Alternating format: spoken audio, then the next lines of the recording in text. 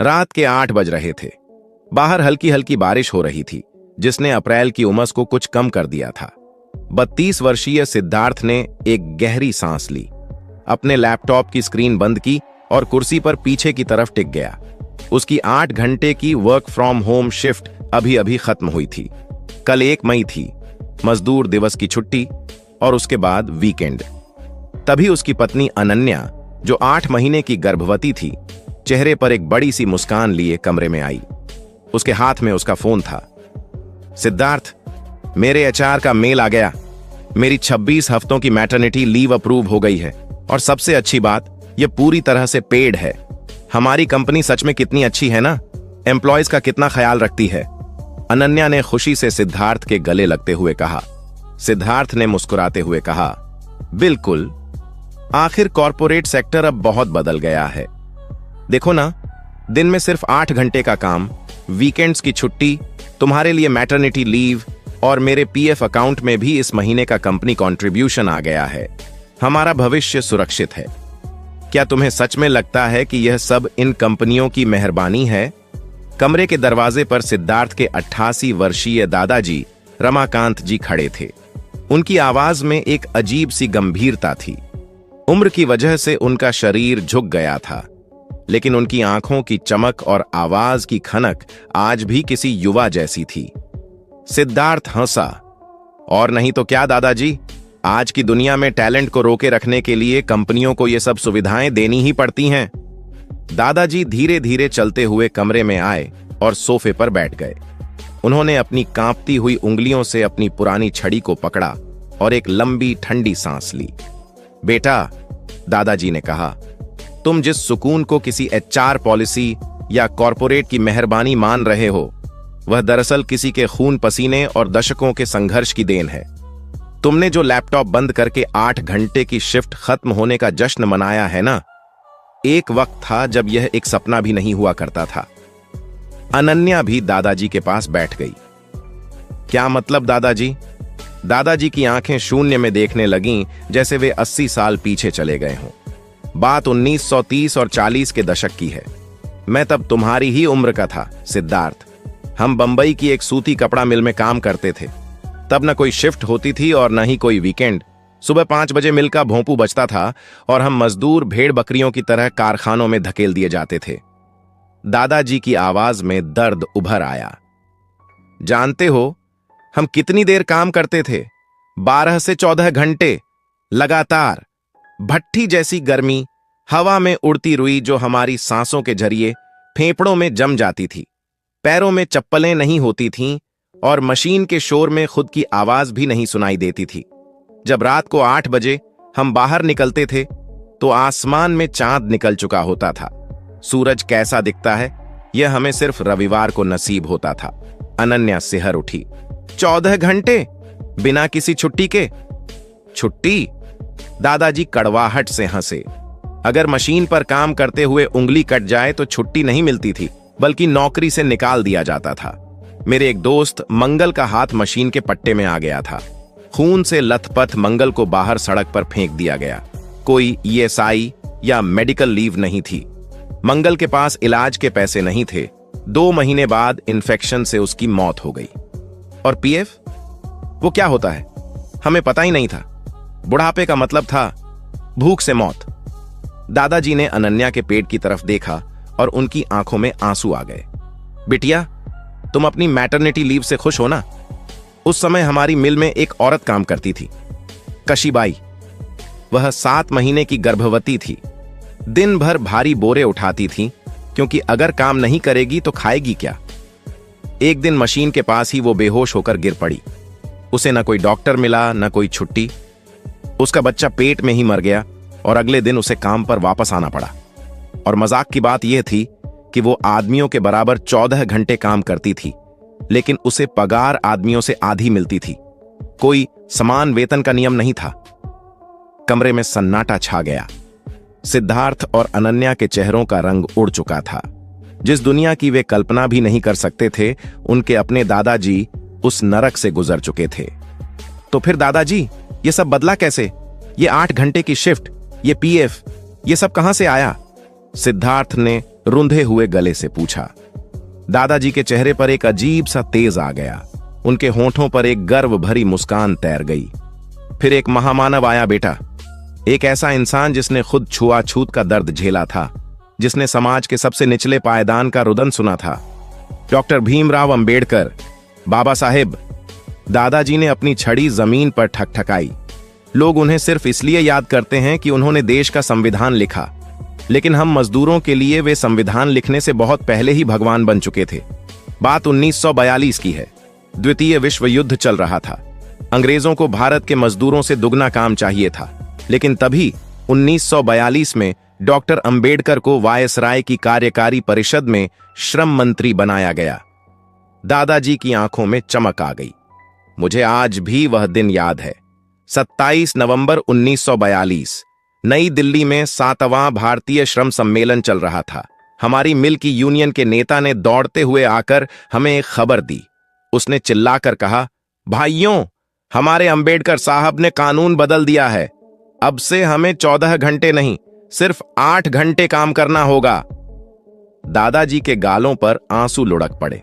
सिद्धार्थ, तुम नहीं समझोगे वो कैसा पल था। 14 घंटे के कोल्हू के बैल की जिंदगी जीने वाले मजदूरों ने जब यह सुना तो वे मशीनों के पास ही जमीन पर बैठकर फूट फूट कर रोने लगे। वो खुशी के आंसू थे। उस दिन के बाद हमने पहली बार सूरज ढलते हुए देखा। हमने पहली बार अपने बच्चों के साथ शाम का खाना खाया। वो 8 घंटे की शिफ्ट किसी कंपनी की मेहरबानी नहीं थी, वो बाबा साहेब की दी हुई आजादी थी। अनन्या अवाक थी। 8 घंटे की शिफ्ट डॉक्टर अंबेडकर ने शुरू करवाई थी। ये बात तो हमें कभी स्कूलों में नहीं पढ़ाई गई। इतिहास अक्सर उन पन्नों को छिपा देता है जो पसीने से लिखे जाते हैं। दादाजी ने गहरी सांस ली। बाबा साहेब सिर्फ 8 घंटे की शिफ्ट पर नहीं रुके। उन्होंने देखा कि कशीबाई जैसी औरतों के साथ क्या होता है। उन्होंने माइंस मैटरनिटी बेनिफिट एक्ट में ऐतिहासिक संशोधन करवाए। उन्होंने यह कानून बनाया कि काम करने वाली महिलाओं को बच्चा पैदा होने के दौरान सवैतनिक अवकाश और सुविधाएं मिलनी चाहिए। आज तुम जिस छुट्टी पर जा रही हो ना बिटिया, उसकी नींव बाबा साहेब ने 1940 के दशक में ही रख दी थी। दादाजी ने सिद्धार्थ की ओर देखा। और तुम्हारा वो पीएफ और मेडिकल सुविधाएं, बाबा साहेब ने ही कर्मचारी राज्य बीमा और भविष्य निधि की अवधारणा पेश की थी, ताकि जब मजदूर बूढ़ा हो या बीमार पड़े तो उसे मंगल की तरह सड़क पर तड़प तड़प कर न मरना पड़े। उन्होंने समान कार्य के लिए समान वेतन का सिद्धांत लागू करवाया, ताकि औरतों को आदमियों से कम न आंका जाए। जो मजदूर दर दर की ठोकरें खाते थे, उनके लिए उन्होंने रोजगार कार्यालयों की स्थापना की। और सबसे बड़ी बात, उन्होंने मजदूरों के ट्रेड यूनियन बनाने और अपने हक के लिए शांतिपूर्ण हड़ताल करने को कानूनी मान्यता दिलवाई। सिद्धार्थ चुप था। उसका दिल जोरों से धड़क रहा था। उसे अपनी उस अज्ञानता पर शर्म आ रही थी जिसके तहत वह इन सभी अधिकारों को कॉरपोरेट जगत का गिफ्ट समझ रहा था। वह अपने वातानुकूलित कमरे, अपने लैपटॉप, अपने वीकेंड्स और अपनी पत्नी के सुरक्षित भविष्य को देख रहा था। उसे अब हर चीज में उस महामानव का अक्स नजर आ रहा था जिसने उस दौर में मजदूरों के हक की लड़ाई लड़ी, जब मजदूरों को इंसान ही नहीं समझा जाता था। अनन्या की आंखों से भी आंसू बह रहे थे। उसने अपने दोनों हाथ अपने पेट पर रख लिए। उसे ऐसा महसूस हुआ जैसे उसके अजन्मे बच्चे के लिए यह सुरक्षित और सम्मानजनक दुनिया किसी और ने नहीं, बल्कि डॉक्टर अंबेडकर के संघर्षों ने बनाई है। दादाजी, सिद्धार्थ ने आगे बढ़कर दादाजी के घुटनों को छू लिया। हमें कभी यह सब किसी ने नहीं बताया। हम मजदूर दिवस पर सिर्फ छुट्टियां मनाते हैं, हैप्पी लेबर डे के मैसेज भेजते हैं, लेकिन उस मसीहा को भूल गए जिसने हमें एक इंसान की तरह जीने का अधिकार दिया। दादाजी ने सिद्धार्थ के सिर पर हाथ रखा। बेटा, जब तक एक भी इंसान अपने अधिकारों के प्रति जागरूक है, तब तक बाबा साहेब जिंदा हैं। उनका एक ही सपना था कि मजदूर सिर्फ मशीन का पुर्जा बनकर न रहे, बल्कि उसका अपना एक स्वाभिमान हो। मजदूरों के बिना पूंजी अपाहिज है और अधिकारों के बिना मजदूर। अब यह तुम्हारी जिम्मेदारी है कि तुम इस सच्चाई को अपनी पीढ़ी तक पहुंचाओ। रात के 11 बज चुके थे। दादाजी सोने चले गए थे, लेकिन सिद्धार्थ की नींद उड़ चुकी थी। वह वापस अपने लैपटॉप के पास गया। उसने स्क्रीन खोली। कल 1 मई थी। उसने हमेशा लेबर डे पर अपनी कंपनी के एचआर के पोस्ट को लाइक किया था, लेकिन आज वह कुछ और करना चाहता था। उसने अपना सोशल मीडिया अकाउंट खोला। उसकी उंगलियां कीबोर्ड पर कुछ ऐसे चलने लगीं जैसे उसके अंदर दादाजी की यादें और बाबा साहेब का संघर्ष उतर आया हो। उसने टाइप करना शुरू किया, एक ऐसा प्रॉम्प्ट, एक ऐसा संदेश जो आज की हर उस युवा पीढ़ी को झकझोरने वाला था जो अपनी आजादी को टेकन फॉर ग्रांटेड लेती है। उसने लिखा, जब आज शाम आप अपना लैपटॉप बंद करेंगे या अपनी 8 घंटे की शिफ्ट खत्म करके घर लौटेंगे तो एक पल रुककर सोचिएगा, आज जो वीकेंड का सुकून आपके पास है, जो प्रोविडेंट फंड भविष्य की सुरक्षा दे रहा है और जो महिलाओं को मैटरनिटी लीव का अधिकार मिला है, वो किसी कॉरपोरेट की मेहरबानी नहीं है। यह देन है उस महामानव की जिसने न सिर्फ भारत का संविधान लिखा बल्कि एक श्रम मंत्री के रूप में मजदूरों के पसीने की कीमत तय की। 14 घंटे के अमानवीय काम को 8 घंटे में बदलने वाले और समान काम के लिए समान वेतन का अधिकार दिलाने वाले डॉक्टर BR अंबेडकर के इस संघर्ष को इतिहास ने अक्सर पन्नों के पीछे छिपा दिया। सिद्धार्थ ने पोस्ट बटन दबा दिया। अगली सुबह 1 मई को जब सूरज की किरणें उसके कमरे में पड़ीं तो उसका फोन लगातार बज रहा था। उसकी वह पोस्ट वायरल हो चुकी थी।